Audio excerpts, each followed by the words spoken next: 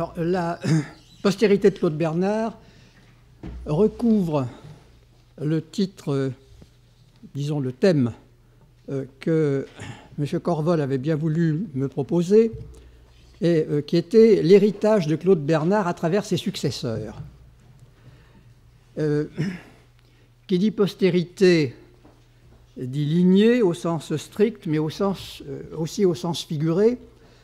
Je voudrais d'abord dire quelques mots justement à ce propos, avant d'envisager Claude Bernard comme enseignant, puis d'étudier assez rapidement les proches collaborateurs de Claude Bernard, ceux qui parmi eux se sont avérés être ce véritable successeur dans le domaine relativement limité de la physiologie, et enfin voir comment, à travers cette notion d'élève immédiat et de disciple plus ou moins lointain, on peut essayer de dégager un tableau montrant quelques filiations à partir de Claude Bernard à travers la physiologie française des premières années du XXe siècle.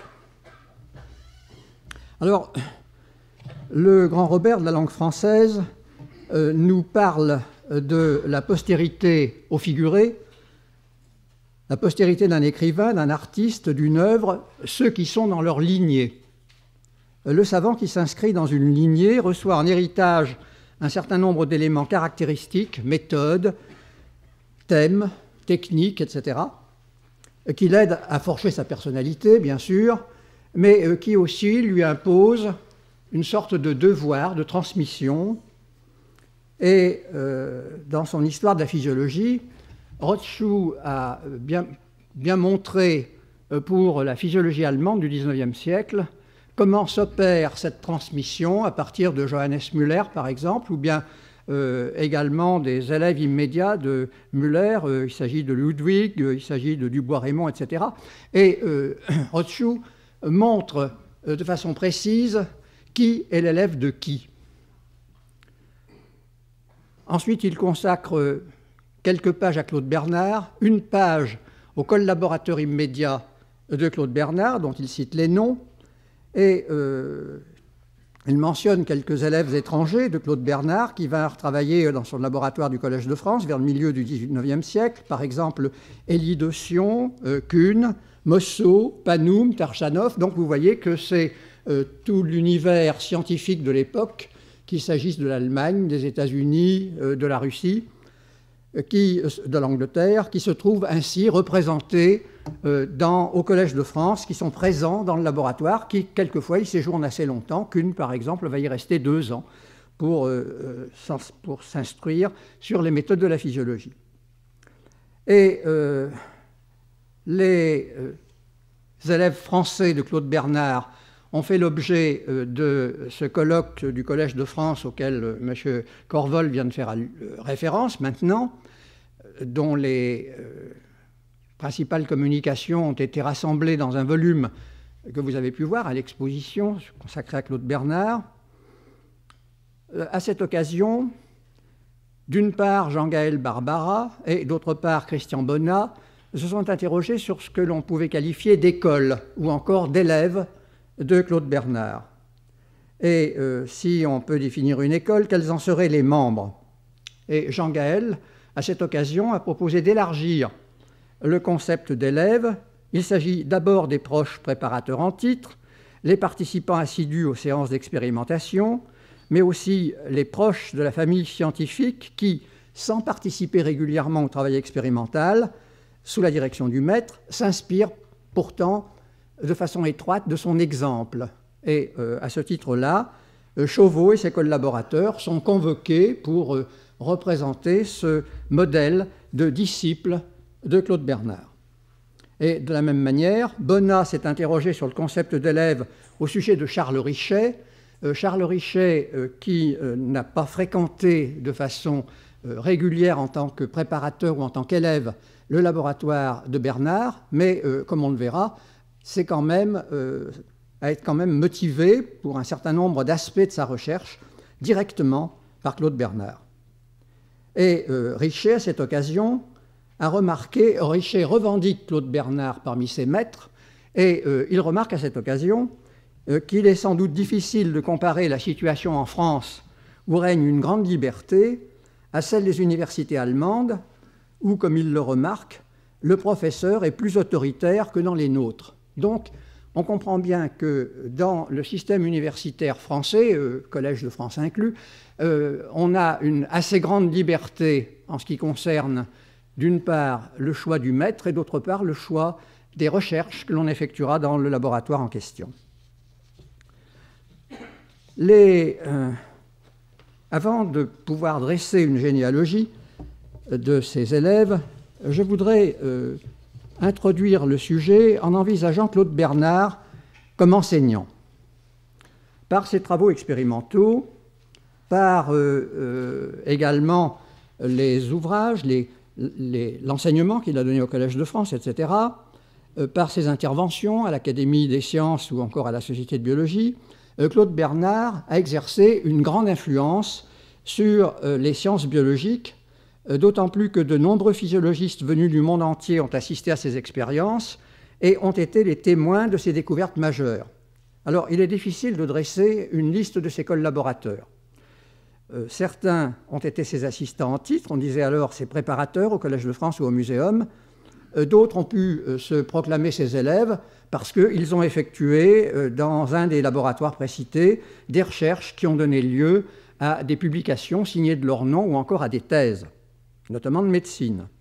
Et d'autres, encore beaucoup plus nombreux, ont été les auditeurs assidus de ses cours ou bien encore se sont inspirés de ses travaux. Alors, ces collaborateurs, nous en voyons quelques-uns dans le tableau de l'ermite, dont vous avez une reproduction à l'exposition. Il s'agit de gauche à droite, de Gréhan, de Dumont-Pallier, de Paul Bert, ce sont les personnages qui sont debout, d'Arsène d'Arsonval. On voit ensuite Claude Bernard, à sa gauche le garçon du laboratoire, le sage, assis devant la table, c'est Dastre qui est en train de prendre les notes et de tenir registre des résultats de l'expérience et des observations des uns et des autres. Et puis assis en face de l'animal d'expérience, c'est Malassez. Et un personnage non identifié qui serait, dit-on, un garçon de laboratoire. Il s'agit surtout des proches collaborateurs, ceux des dernières années, et en réalité le tableau de l'ermite est très sélectif, 6 ou 7 participants à cette étude, à cette expérience, c'est relativement peu par rapport au très grand nombre de personnes qui sont venues travailler chez Claude Bernard, en particulier comme collaborateur attitré. Richer, par exemple, explique dans son autobiographie qu'il avait renoncé à travailler chez Bernard, où se pressaient déjà de nombreux élèves. Et il s'était résolu à faire son apprentissage chez Marais, toujours au Collège de France, ainsi que chez Wurtz. Chez Marais, ça lui permettait en outre de s'initier à la méthode graphique dont il avait besoin pour mener à bien le programme expérimental qu'il souhaitait réaliser. Alors, il y avait foule chez Bernard. À côté des préparateurs, il y a d'anciens collaborateurs du maître. C'est le cas sur ce tableau de Paul Bert, par exemple, ou encore de Gréhan. Si la scène se déroule au Collège de France, Gréhan, à ce moment-là, est toujours le collaborateur de Claude Bernard, mais il l'est au Muséum, où il a été nommé aide-naturaliste au moment où Claude Bernard a pris possession, à la suite de son transfert de la Sorbonne au Muséum, d'une chaire de physiologie comparée, qui prend le relais de la chaire de physiologie générale qu'il occupait précédemment à la Sorbonne.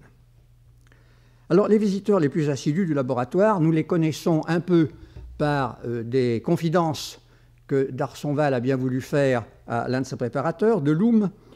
Les visiteurs les plus assidus du laboratoire étaient des chimistes. Bernard se plaisait à inviter un certain nombre de personnalités dans son laboratoire, notamment le lundi après les séances de l'Académie des sciences et le jeudi après les séances de l'Académie française. Donc, on ne s'étonnera pas de voir à côté de chimistes comme Pasteur, comme Boussingault, comme Berthelot et même comme Dumas, des médecins, lié d'amitié avec Bernard. Il s'agit notamment de Davesne, de Lasègue et de Dumont-Pallier, ici présent sur le tableau de l'Ermite, qui était secrétaire de la Société de biologie, mais également des écrivains, Alexandre Dumas, mais Victor Hugo serait même venu une fois chez Claude Bernard, des collègues du Collège de France, et ils sont nombreux. Il y a aussi bien des philosophes ou des historiens que des mathématiciens, Renan, Victor Regnault, Hermite, Joseph Bertrand, il y a Marais, bien sûr, il y a Ballard, il y a des professeurs de l'école normale, comme Sainte-Claire de Ville, comme Cailletet, il y a des professeurs du muséum,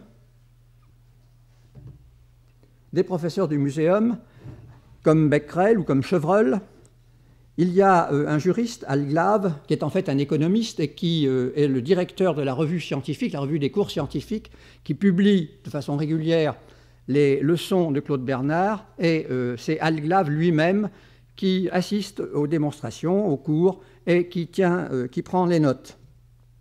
Et puis, on y trouve également un ecclésiastique, un dominicain, le père Didon, et des élèves, des étudiants, dont malheureusement Richer n'a pas confié les noms à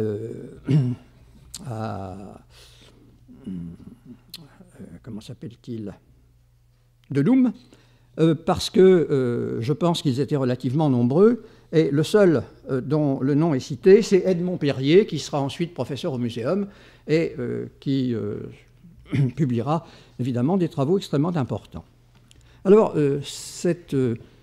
ceci correspondait en fait à une vieille tradition du muséum, puisque lorsque Magendie occupait la chaire du muséum, les cahiers de laboratoire nous montrent, dans les années 1840-1850, le défilé des sommités physiologiques et médicales de l'époque, venus assister à des expériences sur les sujets les plus variés. Alors pourquoi cette foule? Bien parce que, certes, le laboratoire des Magendie, le laboratoire du Collège de France, est le lieu idéal pour démontrer par des expériences des faits nouveaux. En fait, il y a également le travail expérimental qui est réalisé au muséum chez Flourens, où il y a pas mal de gens qui sont au travail.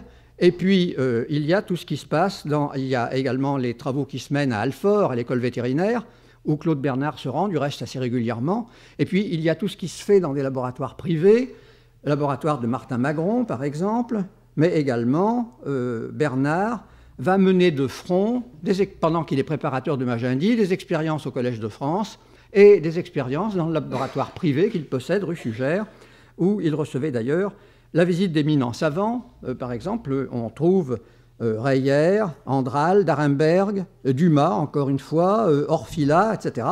Ce qui est la preuve de la notoriété de Claude Bernard dès les années 1844, c'est-à-dire 10 ans avant qu'il succède à Magendie dans la chaire du Collège de France.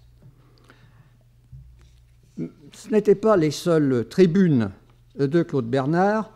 On doit citer également la Société de biologie, fondée en 1848, dont Bernard est l'un des fondateurs, et on constate que plusieurs des communications de Claude Bernard ont été incontestablement des communications à portée didactique. Je prendrai l'exemple du mémoire sur le rôle du suc pancréatique, publié en 1849, qui relate pour l'essentiel un travail expérimental accompli dans les années 1844-48. Et Bernard y met en lumière quelques-uns des préceptes essentiels que nous retrouvons ensuite dans ces textes méthodologiques, c'est-à-dire le refus des explications physiologiques qui ne seraient fondées que sur des inductions tirées de la structure anatomique, la précision de la technique expérimentale, la simplicité de sa mise en œuvre afin de limiter les artefacts, l'importance de l'état physiologique des animaux, le recours au caractère physique et aux réactifs chimiques, l'étude comparative, plusieurs graisses et plusieurs espèces animales sont examinées, la recherche des invariants au moyen d'expériences comparatives, un seul facteur varie, l'origine du suc pancréatique employé, les autres sont standardisés, tels que l'alcalinité ou l'acidité, la mise en place de contre-épreuves. Bref, la question posée est considérée comme résolue à partir du moment où les conditions de la manifestation du phénomène ont été mises en évidence. Et Bernard commence par faire justice des idées qui ont eu cours et qui avaient encore cours à son époque au sujet du suc pancréatique. Ces idées, on les doit aux anatomistes qui considèrent le pancréas, du fait de sa structure, comme une sorte de glande salivaire. Donc ce raisonnement, cette comparaison entre le pancréas et les glandes salivaires est fausse et elle est bien loin d'exprimer les usages du suc pancréatique dans la digestion. Bref, ce mémoire se présente en quelque sorte comme un modèle de travail expérimental qui est offert aux membres de la Société de biologie et aux lecteurs des comptes rendus de la Société de biologie pour tout chercheur qui serait désireux de pratiquer la physiologie expérimentale. Et cette tendance didactique s'accuse lorsque Bernard est chargé de la suppléance de Magendie. Alors, je ne reviendrai pas sur les nombreuses leçons qui ont été données et qui ont été publiées à partir de 1855, par exemple, leçon de physiologie expérimentale. Bernard aborde l'investigation physiologique, les faits et les théories, et on peut en dire autant de pratiquement toutes les leçons qui ont été publiées jusqu'à 1865. Donc, Bernard n'a pas attendu 1865, ou disons la maladie qui l'a amené à séjourner à Saint-Julien-en-Beaujolais à partir de de façon plus importante, plus longue, à partir de 1863, pour s'intéresser activement et enseigner les principes qui lui paraissaient essentiels dans la méthode expérimentale. Ce qui manque dans ces leçons jusqu'à 1865, c'est effectivement le concept de déterminisme. Alors, est-ce qu'on doit faire remonter cet intérêt de Claude Bernard pour ce qu'on peut appeler l'enseignement méthodologique de la physiologie à son passage en tant qu'enseignant dans une institution de jeunes filles, lorsque, dans les années 1834-35, jeune étudiant en médecine, il se trouvait amené à gagner sa vie aux côtés d'une part d'Avesnes et d'autre part Lasègue. Alors Lasègue, effectivement, c'est un docteur en médecine, comme l'a mentionné hier Madame Fagot-Largeau, mais avant d'être docteur en médecine, Lasègue enseignait à l'institution de jeunes filles la philosophie et la littérature. Et Lasègue avait de bons titres pour cela.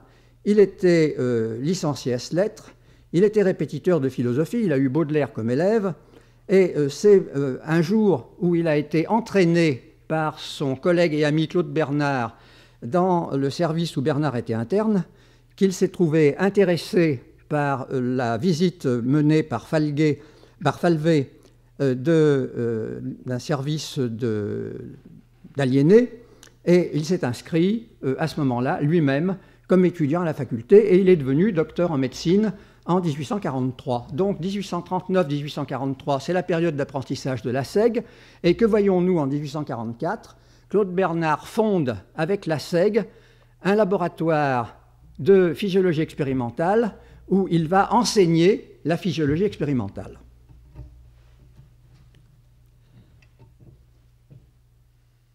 Venons-en aux proches collaborateurs de Claude Bernard. Sur le tableau, nous en avons déjà vu un.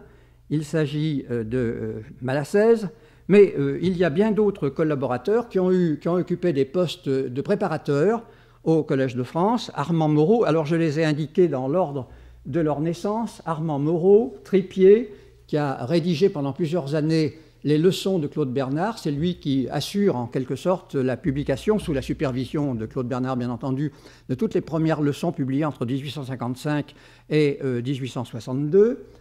Nous avons Moilin, un personnage assez extraordinaire qui va être assistant assidu de Claude Bernard dans les années 1845, et puis qui va ensuite s'installer comme médecin.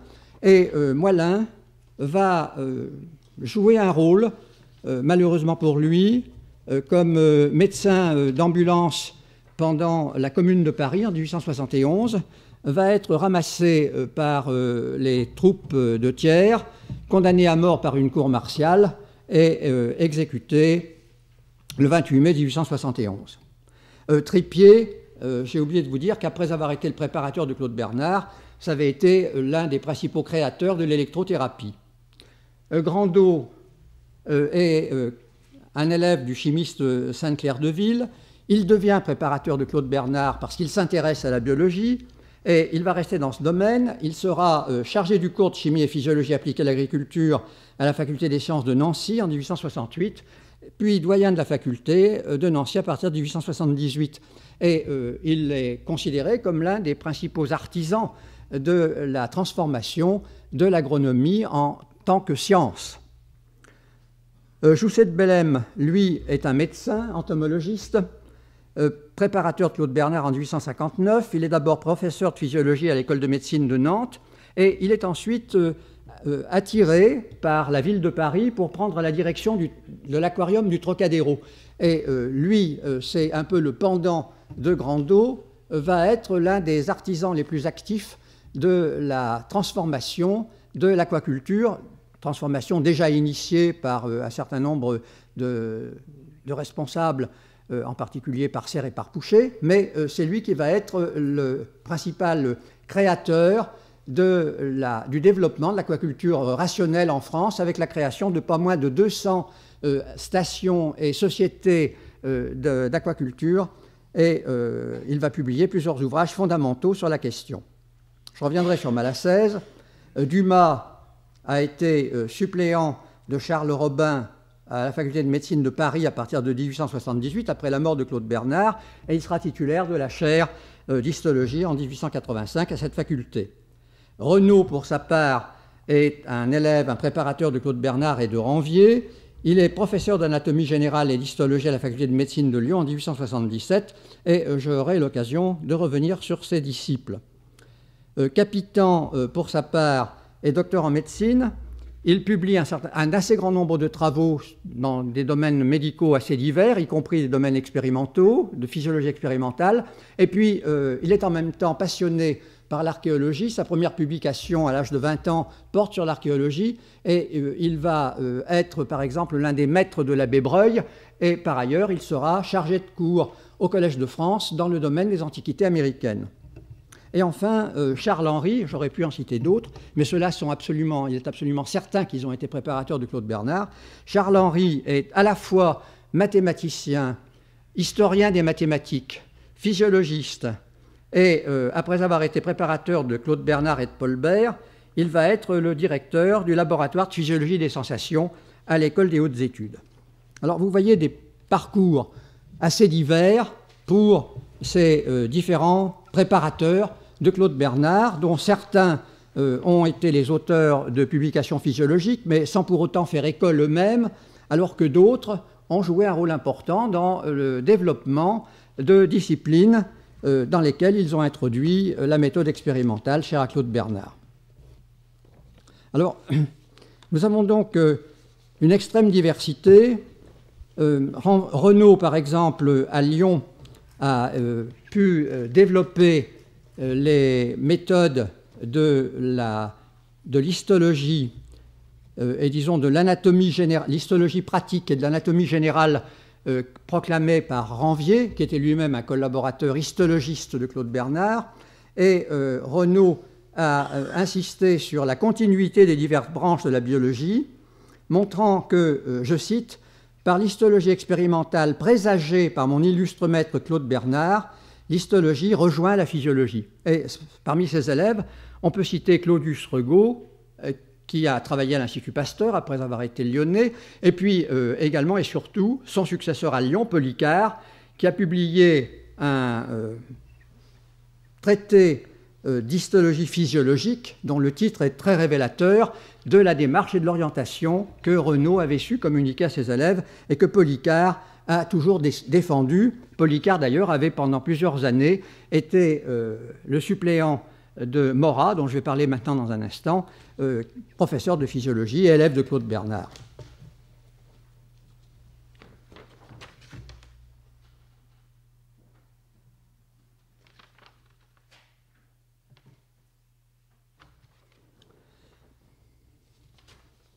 Alors, si l'on en revient aux physiologistes élèves de Claude Bernard, proprement dit, qui ont en quelque sorte perpétué l'œuvre du maître, on est assez frappé par les thèmes d'études de ses collaborateurs, et notamment en ce qui concerne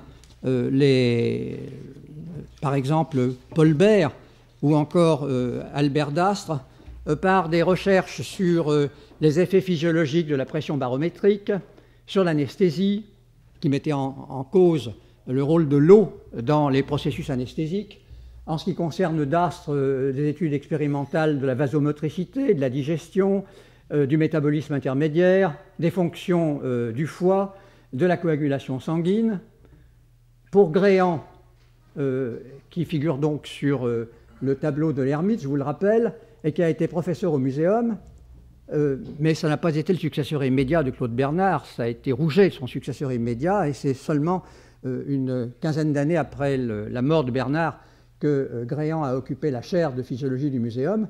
Pour Gréhan, je reviendrai sur lui, il s'agit de recherches sur la respiration, sur les gaz du sang, sur l'excrétion. Pour Morat, qui a été professeur de physiologie à la faculté de médecine de Lyon et qui ne figure pas sur le tableau de Claude Bernard, c'est un collègue et ami de Dastre. Il va travailler avec Dastre sur les nerfs vasomoteurs et cette étude va se dérouler de façon expérimentale dans le laboratoire de l'école vétérinaire de Lyon dirigé par Chauveau. Dastre et Morat prennent le train pour venir travailler à Lyon, alors que Dastre est, à cette époque-là, maître de conférence à Lille. Il a été nommé en 1876. Il occupera la chaire de physiologie de Lyon qu'en 1882. Les recherches de Morat ont porté sur, essentiellement, avec Dastre, sur les nerfs vasomoteurs, puis sur la circulation et le métabolisme glucidique. Et en ce qui concerne Picard, eh bien, ces recherches portent sur la fonction hématopoïétique de la rate. Malheureusement, Picard va tomber malade, il va attraper une typhoïde, il sera définitivement invalide. Il abandonnera ses fonctions à la faculté de médecine de Lyon, 5 ans après avoir été nommé titulaire. Picard était un homme certainement très brillant. Il a été question de lui pour succéder à Bernard au Collège de France en 1878. Et Picard va s'expatrier et se suicider à New York en 1885. Alors, si les personnages principaux en tête de liste d'Arsonval, Bert, Dastre, Gréhan sont évidemment bien connus, il n'en va peut-être pas tout à fait de même pour les suivants, et pourtant, alors voici Arsène d'Arsonval,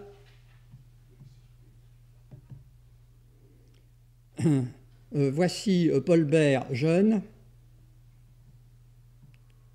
voici Dastre en buste dans la mairie du village dont il était maire. Et voici Nestor Gréhan, dont l'œuvre est particulièrement importante et sur laquelle je reviendrai. Alors, à côté des personnages célèbres, il y a donc ceux qui sont moins connus. Je vous ai parlé de Picard, déjà, qui n'a pas eu le temps de former des élèves. Mais en ce qui concerne Morat, on peut remarquer d'abord le thème de recherche sur lequel il a travaillé, c'est-à-dire les nerfs vasomoteurs avec Dastre.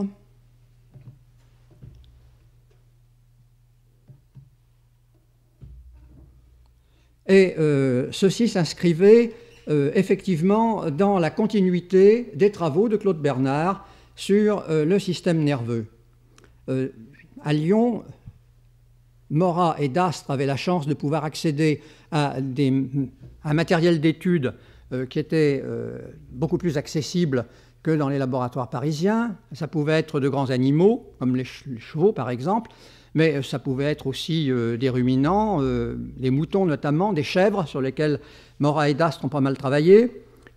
Assez souvent, ça a été simplement des lapins.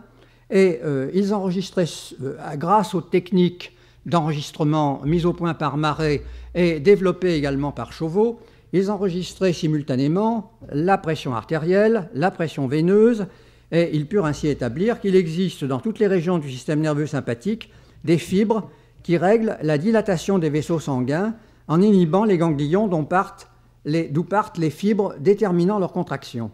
Et cette inhibition permet le relâchement complet de leurs parois. Alors, je ne vais pas discuter sur les difficultés d'interprétation qu'ils ont rencontrées dans ce type de recherche. Et c'est seulement dans un second stade qu'effectivement ils ont débouché sur la bonne solution d'interprétation de leurs résultats. Les chemins faisants d'Astre et Morat font connaître le rôle physiologique des ganglions sympathiques, leur rapport avec les nerfs vasomoteurs, centre tonique, centre inhibiteur, relais sur les trajets des fibres nerveuses. Et c'est un travail qui est resté classique. Toute cette recherche physiologique mettait en évidence complétait l'œuvre de Claude Bernard, mettait en évidence l'unité fonctionnelle du système grand sympathique, dont l'étude avait précisément permis à Claude Bernard, quelques années auparavant, pratiquement 20 ans auparavant, d'établir que le système nerveux n'agit pas seulement sur la motricité des membres, mais également sur la motricité viscérale. Et la seule anatomie descriptive, c'est une remarque formulée par Morat et par Dastre, n'en fournit pas l'idée exacte. Les données acquises par Morat et par Dastre renforcent donc le point de vue défendu par Claude Bernard, qui, dans la détermination des fonctions, accordait systématiquement le primat à l'expérimentation physiologique par rapport à la déduction anatomique, d'une part, et considérait également le rôle du système nerveux comme étant plutôt un rôle de frein qu'un rôle d'activation. Par la suite, Morat a consacré son activité avec de nombreux collaborateurs à l'étude des régulations exercées par les nerfs du système sympathique, soit sur la circulation, soit sur le métabolisme glucidique. Je ne peux pas entrer dans les détails ici, mais je citerai un exemple. Morat a repris un problème qui restait en suspens depuis les travaux de Bernard et ceux de Chauveau, et il a montré avec son élève Édouard Dufour que le contrôle nerveux de la glycolyse hépatique ne dépend pas du flux sanguin, est indépendant du flux sanguin, et qu'il est assuré par des fibres sympathiques particulières. Alors, il est vraiment frappant de voir à quel point les travaux de Morat continuent sur un certain nombre de points qu'on pourrait considérer comme des points de détail, continuent l'œuvre entreprise par Claude Bernard.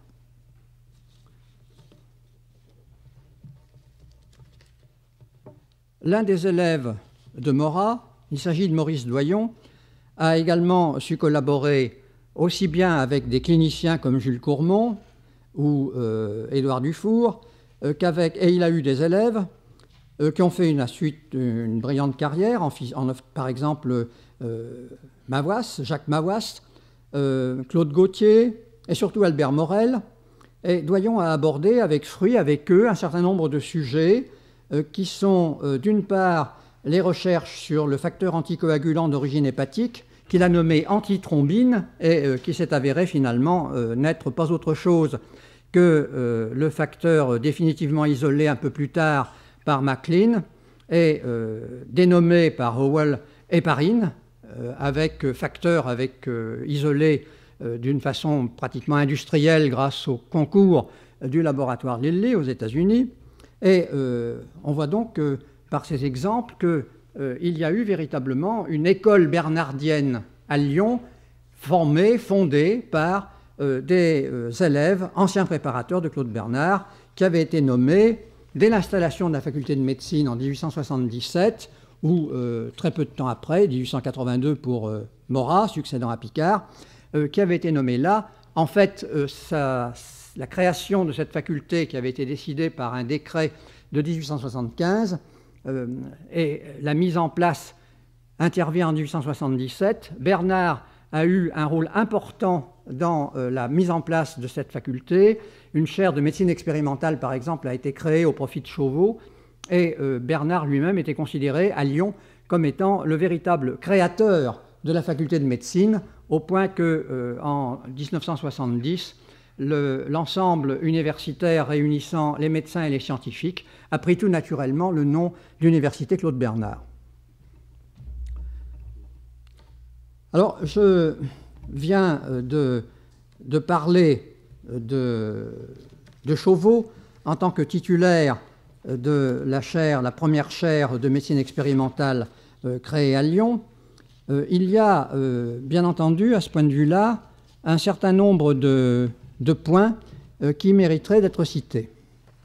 En ce qui concerne le laboratoire, en ce qui concerne les recherches de Chauveau, la carrière de Chauveau, il faut d'abord noter que c'est un vétérinaire qui a été formé à Alfort et qu'il a été nommé par concours comme chef des travaux pratiques d'anatomie et de physiologie à Lyon, où il s'est trouvé sous la direction d'un certain Collin, qui s'est avéré un adversaire redoutable de Claude Bernard par la suite, mais qui est par ailleurs l'auteur d'un excellent traité de physiologie comparée des animaux, traité dans lequel il consacre une part importante de sa première partie à l'examen de la méthode que doit suivre le physiologiste pour réaliser un travail faisant appel à l'observation et à l'expérience. Et on a toujours intérêt à comparer ce chapitre de Collin avec l'introduction à la médecine expérimentale, même si ce n'est absolument pas à la hauteur de Claude Bernard. Je pense que Claude Bernard avait dû être assez Collin avait un caractère détestable. Il a eu du reste des sanctions. À cause de cela, il a malheureusement subi des sanctions disciplinaires. Il a été exilé pendant un certain temps à Toulouse, ce qui est quand même assez exceptionnel pour un professeur d'école vétérinaire. Puis il est revenu à Paris. Il a fini par avoir la chaire de physiologie de l'école vétérinaire à Alfort. Et Collin a souvent critiqué Bernard, mais Bernard n'a pas ménagé ses flèches à Collin, aussi bien en ce qui concerne le travail expérimental réalisé par Collin que sur la méthodologie employée, ou bien encore sur le fait qu'on ne trouvait dans les écoles vétérinaires que des chevaux malades qui, par conséquent, ne permettaient pas de faire de bonnes expériences.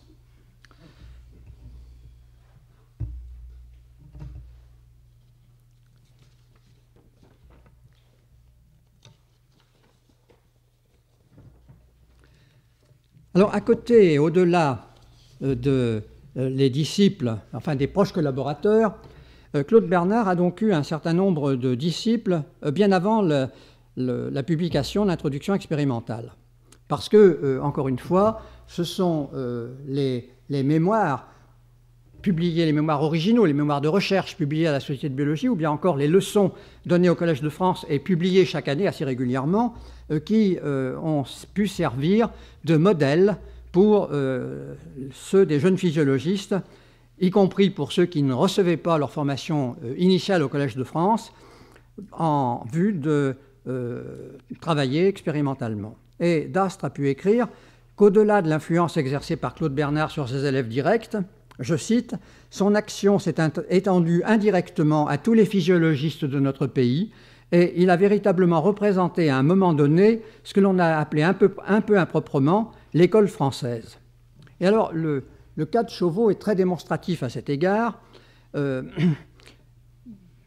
Jean-Gaël Barbara le place à juste titre parmi les élèves de Bernard, en élargissant en quelque sorte la notion d'élève. Donc, Chauveau commence par faire de l'anatomie, mais il restera anatomiste jusqu'à la fin de sa présence à Lyon, à l'école vétérinaire. Et Chauveau va s'intéresser dès 1855 à la physiologie. Et il se passionne pour la physiologie en raison de la publication des leçons de physiologie de Claude Bernard. Il se passionne à la physiologie, il fait tout de suite une ou deux découvertes intéressantes. Par exemple, il constate qu'en 1856, que le glucose est métabolisé dans tous les tissus de l'organisme et non pas dans le poumon uniquement, comme Bernard le pensait. Et il va entrer en relation avec Claude Bernard, en relation suivie avec Claude Bernard, et fréquenter son laboratoire. Et par ailleurs, Chauveau profite de la présence des chevaux à l'école vétérinaire de Lyon pour entreprendre une étude du fonctionnement cardiaque qui était encore à l'époque très peu connue parce qu'on travaillait plutôt sur des petits mammifères avec des contractions avec un rythme de contraction très rapide. Sur le cheval, le rythme est beaucoup plus lent et l'animal est calme, si bien que Chauveau va pouvoir déjà, par des simples observations, déterminer quelles sont les différentes phases de la contraction cardiaque. Puis, il se heurte à des contradicteurs et il va, à ce moment-là, faire appel à la méthode graphique de Marais, entrer d'ailleurs en relation avec Marais, publier avec Marais des travaux sur l'enregistrement des différentes phases de la contraction des pressions intracardiaques et de la pression artérielle. Et puis, il va aussi mettre au point lui-même un certain nombre d'appareils, par exemple un sphygmographe pour l'étude du poids artériel, ou bien encore un hémodromomètre permettant de mesurer la vitesse du sang. Et c'est avec ce genre de matériel que Chauveau et ses élèves vont poursuivre leur activité. Il y a donc dans le laboratoire de Chauveau à la fois l'inspiration bernardienne, mais aussi l'utilisation de cette méthode graphique que Marey est en train de perfectionner. Il n'en est pas l'inventeur immédiat, mais il est en train de la perfectionner, si bien que ça va donner à Chauveau et à ceux de ses collaborateurs qui vont le suivre ou qui vont s'inspirer de cet exemple, ça va leur donner des possibilités d'études qui seront beaucoup plus maigres pendant très longtemps dans le laboratoire de Claude Bernard lui-même. Alors, toute sa vie, Chauveau s'est référé à Bernard comme son maître. Dans le discours qu'il a prononcé en 1886, Chauveau a proclamé « L'école lyonnaise a toujours été fidèle à l'enseignement du maître, aussi a-t-elle eu Claude Bernard comme parrain lorsqu'a pris une vie nouvelle en devenant à la faculté de médecine. » Et son élève Arloin a suivi le même chemin. Je voudrais, avant de conclure, prendre très rapidement quelques exemples des thématiques qui appartiennent à Claude Bernard et qui ont été mises en œuvre par ses élèves ou collaborateurs. Ce sont par exemple, je les ai déjà cités au cours de l'exposé, ce sont les fonctions du foie qui font l'objet de recherches de la part de Dastre, mais aussi de Morat et de Doyon. Le sang, la numération globulaire, étudiée par Malassez et par Picard. La coagulation, étudiée par Dastre et par Doyon. La composition du sang et ses variations. C'est notamment le travail de Dastre sur l'hyperglycémie asphyxique. Mais Dastre a un élève, Mayer, et ce sont des élèves de Mayer, Magne et Cordier, qui reprennent l'étude des effets de l'asphyxie en dissociant ce qui revient au manque d'oxygène et ce qui revient au gaz carbonique proprement dit. Claude Bernard avait précisé que l'analogie établie par Lavoisier entre respiration et combustion par calorimétrie ne devait pas donner lieu à croire que ce qui se passait dans l'organisme c'était une simple combustion. Il s'agit d'oxydation qui comporte des étapes intermédiaires. Il s'agit d'une oxydation ménagée. Et c'est précisément à ce genre de tâches que vont s'atteler plusieurs des élèves de Mayer en étudiant les différentes étapes du métabolisme oxydatif. Et puis, en ce qui concerne le sang, l'exemple qui me paraît le plus caractéristique est l'oxyde de carbone, cher à Claude Bernard. Gréhan reprend l'étude à son compte, met au point des méthodes de dosage. Il les met au point avec Maurice Niclou. Niclou, qui est le fondateur en 1914 de la Société de chimie biologique, qui ouvre en 1919 un laboratoire extrêmement brillant de biochimie à Strasbourg et dont les nombreux élèves comportent des noms multiples que nous allons voir dans un instant. Alors, en conclusion, on peut dire qu'il y a bien une continuité épistémologique et thématique d'une génération à l'autre entre Claude Bernard et ses divers successeurs, qui réussissent non seulement à approfondir les thèmes traités par Bernard, mais également à ouvrir des voies nouvelles, à faire fructifier l'héritage sans en dénaturer l'esprit. Alors, bien entendu, il y a eu des influences multiples qui se sont exercées sur les élèves de Bernard. Prenons par exemple le cas de Malassez. Il est à la fois élève de Bernard, mais aussi élève de Ranvier. En ce qui concerne Raphaël Dubois, c'est un élève direct de Paul Bert, un préparateur de Paul Bert, mais il a suivi les leçons de Bernard, à qui il voue un véritable culte, et il effectue en 1886 un stage chez Kuhn, un stage de 6 mois. Kuhn, à ce moment-là, est un des fondateurs de l'enzymologie, et ça va permettre précisément à Raphaël Dubois de développer toute une série de recherches qui débouchent sur la découverte du mécanisme de la biophotogénèse. Bref, on peut dire que dans les années qui ont suivi la mort de Claude Bernard, il a été de bon ton de se réclamer de Bernard pour être scientifique, et les cliniciens eux-mêmes, par exemple Joseph Tessier, à Lyon en 1906, déclare que le clinicien ne devait pas hésiter à appliquer les découvertes physiologiques et à pratiquer lui-même des recherches expérimentales.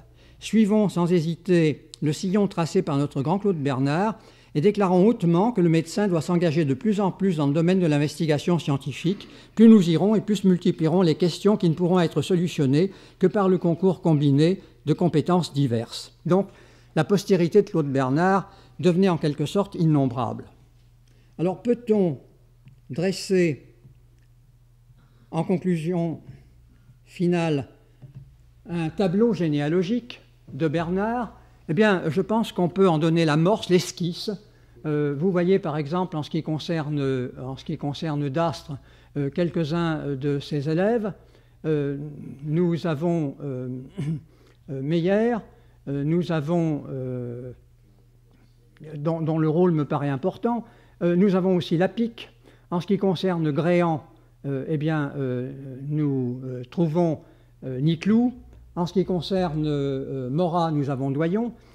Et les élèves qui suivent sont des gens qui jouent un rôle particulièrement significatif dans le développement des sciences en France. Par exemple, en ce qui concerne Niclou, Roche est l'un de ses élèves, mais également Thivol. En ce qui concerne Renaud, je vous ai déjà cité Policar. Et on peut donc dire que même si la révolution médicale n'est pas venue, comme on l'a à juste titre, je pense, déclaré, la grande révolution médicale n'est pas venue de Claude Bernard en 1900, ses élèves et ses collaborateurs ont joué un rôle décisif dans les nouveaux progrès de la science physiologique et de la science médicale après les années 1930-1940, et l'influence de Claude Bernard s'est étendue jusqu'à nous. Je pense que plus d'un chercheur actuellement peut y retrouver son ascendance scientifique et découvrir, comme on l'a découvert pour Claude Bernard lui-même, qu'il descendait de Saint-Louis, eh bien découvrir dans son ascendance scientifique des gènes qui remontent à Bernard. Merci.